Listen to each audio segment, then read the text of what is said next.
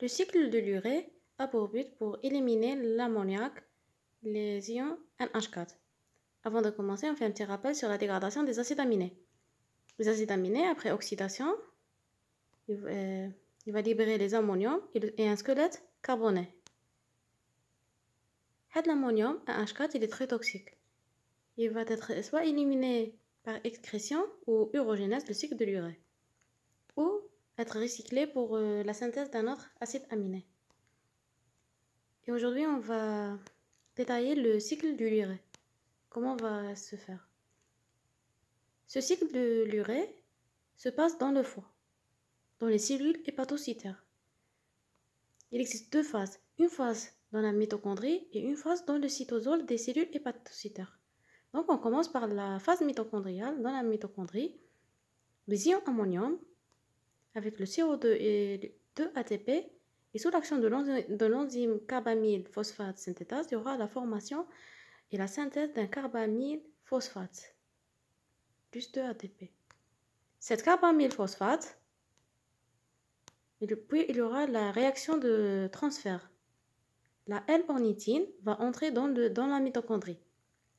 Puis la L-ornithine plus la carbamyle phosphate, et sous l'action de la ornithine carbamyle transférase, il y aura la formation de la L-citrulline. On a 3 ammoniac, cette L-citrulline. Donc dans la mitochondrie, on a la formation d'un carbamyle phosphate, puis la formation de L-citrulline. Et rappelez bien de cette réaction, la L-ornithine plus le carbamyle phosphate. C'est le cycle dans la mitochondrie. Puis, dans le cytosol, la L-citrulline va sortir de la mitochondrie vers le cytosol. La L-citrulline plus la L-aspartate plus ATP. Et sous l'action de la arginine succinate synthétase, il y aura la formation d'un arginosuccinate plus l'AMP.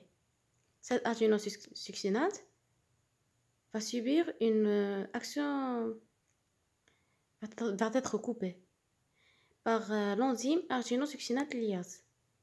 Et on va aboutir à la formation de L-arginine avec la fumarate. Cette fumarate, c'est un intermédiaire de cycle de Krebs. Puis, la L-arginine plus l'H2O et sous l'action de l'arginase, il y aura la formation de l'urée et l'ornithine. L'urée va passer dans l'urine pour éliminer les ions NH4, les ammoniacs. Et l'ornithine, comme on a dit précédemment, elle va rejoindre la mitochondrie. L'ornithine. Elle rejoint la mitochondrie pour former la L-citrulline. C'est la deuxième phase de la mitochondrie. La L-ornithine, le carbamyle phosphate et la citrulline. C'est ça le cycle de l'urée. Et à la fin, il aboutit à la formation de l'urée dans le cytoplasme, cytosol. L'urée qui va passer dans les urines.